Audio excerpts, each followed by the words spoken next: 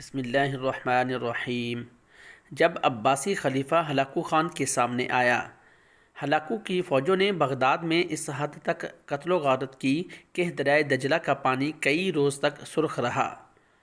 762 سال قبل ٹھیک آج ہی کے دن کئی روز سے بند شاہی فیصل کا دروازہ اندر سے کیا کھلا کہ مسلمانوں پر کچھ اور دروازے کھلے بھی اور بند بھی ہوئے، جن میں سے ایک کلوپترا کے اس صندوق کی مانند تھا جس میں بلائیں قید تھیں، اور بند ہونے والوں میں سر فہرست علوم و فنون کا تھا۔ صندل سے بنا یہ شاہی محل کا وہی دیو ہیکل دروازہ تھا جسے جب آگ لگائی گئی تو اس کی مہک نے لاشوں سے اٹھتے تعفن کو وقتی طور پر خوشبو میں بدل دیا تھا۔ ذکر ہو رہا ہے خلیفہ ہارون الرشید اور شہرزار کے الف لیلہ شہر بغداد کا۔ سال ہے 1258 عباسی خلافت قائم ہے اور اس کے آخری خلیفہ مستعصم کا دور ہے۔ یہ ہر لحاظ سے ایک شاندار شہر ہے۔ انجینئرنگ سے لے کر علم و فضل، سائنس، زراعت اور خوشحالی تک سب کچھ موجود ہے۔ سب کچھ ٹھیک چل رہا ہے، لیکن ہزاروں میل دور اسے تاراج کرنے کی منصوبہ بندی ہو رہی ہے۔ اس دور کا بغداد، اس کی بنیاد مستعصم باللہ کے بزرگ ابو جعفر بن المنصور نے سال 762 میں رکھی تھی، جو چند ہی اشروں میں دنیا کے عظیم ترین شہروں میں شمار کیا جانے لگا۔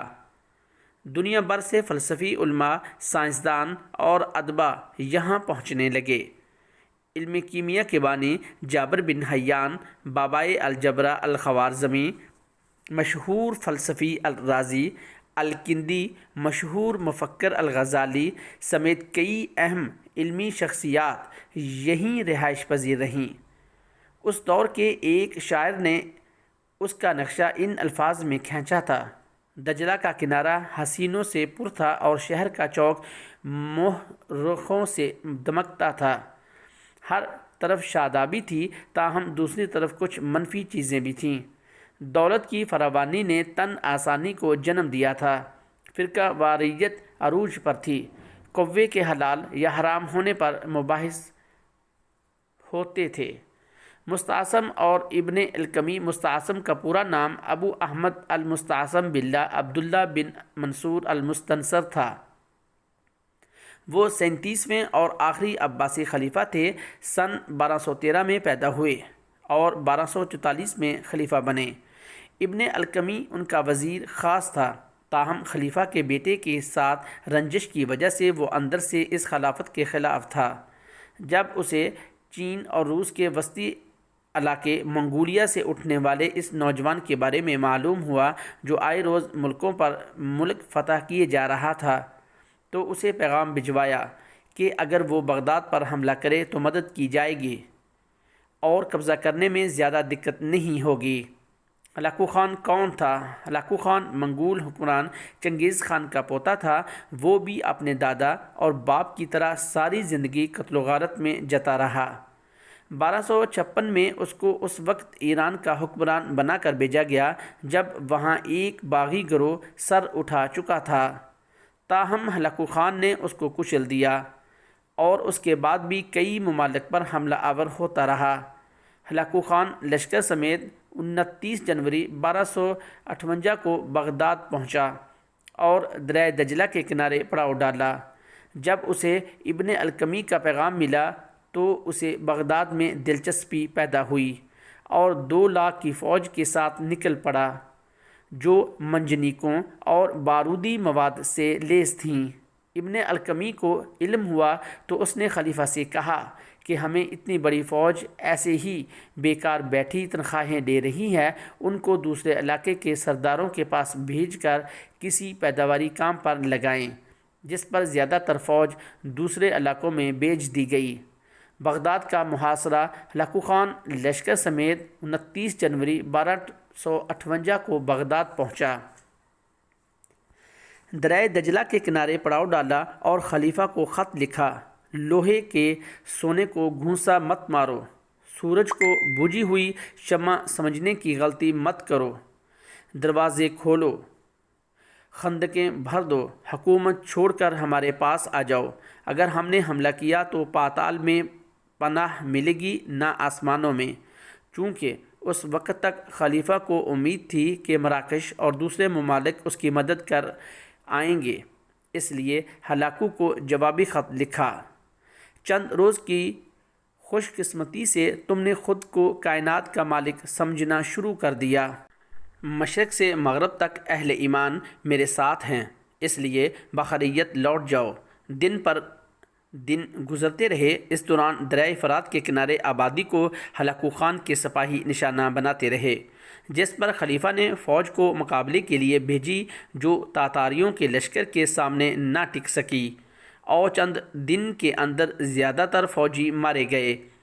شاہی محل کی اونچی دیواروں اور دیو ہیکل دروازے کے پیچھے بیٹھے خلیفہ مستعصم متفکر تھے کہ کیا کیا جائے۔ ایسے میں ابن القمی نے مشورہ دیا کہ اگر وہ خود ہلاکو خان کا استقبال کرنے چلے جائیں جیسا کہ اس نے خط میں لکھا ہے تو شاید بات بن جائے، کیونکہ اسے مال و دولت سے غرض ہے جو خلیفہ کے پاس بے تحاشا ہے، وہ لے کر چلا جائے گا۔ خلیفہ نے اس تجویز پر غور شروع کر دیا۔ منگولوں کی روایات کے مطابق کسی بادشاہ کا زمین پر خون بہانا بدشگونی سمجھا جاتا ہے، اس لیے سپاہیوں کو حکم دیا گیا کہ خلیفہ کو اس طرح سے مارو کہ خون زمین پر نہ گرے۔ جب شاہی دروازہ کھلا 10 فروری 1258 کو خلیفہ چند فوجی افسران اور دریاؤں کے ساتھ نکل کر ہلاکو خان کے خیمے کی طرف بڑھے تو ان کے ساتھ آنے والے تمام لوگوں کو خیمے کے باہر ہی روک لیا گیا اور خلیفہ کے اندر جاتے ہی سب کو قتل کر دیا گیا۔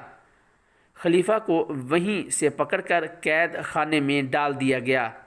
انہیں کئی روز تک بھوکا پیاسا رکھا گیا۔ جب وہ بھوک سے نڈال ہو گئے تو نکال کر ہلاکو کے سامنے پیش کیا گیا۔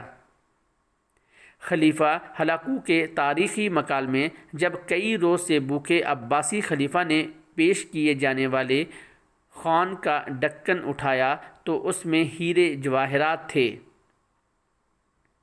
ہلاکو نے کہا، کھاؤ۔ خلیفہ بولے، میں یہ کیسے کھا سکتا ہوں؟ جس پر ہلاکو بولا، تو پھر یہ چیزیں جمع کیوں کیں؟ اگر تم اس دولت سے جنگ کا سامان خریدتے، سپاہی بھرتی کرتے تو شاید آج میں دریا عبور نہ کر پاتا۔ جس پر عباسی خلیفہ نے سرد آہ بھرتے ہوئے کہا، خدا کی یہی مرضی تھی۔ ہلاکو خان نے جواب دیا، اب میں جو تمہارے ساتھ کرنے جا رہا ہوں وہ بھی خدا کی مرضی ہے۔ مستعصم کی موت۔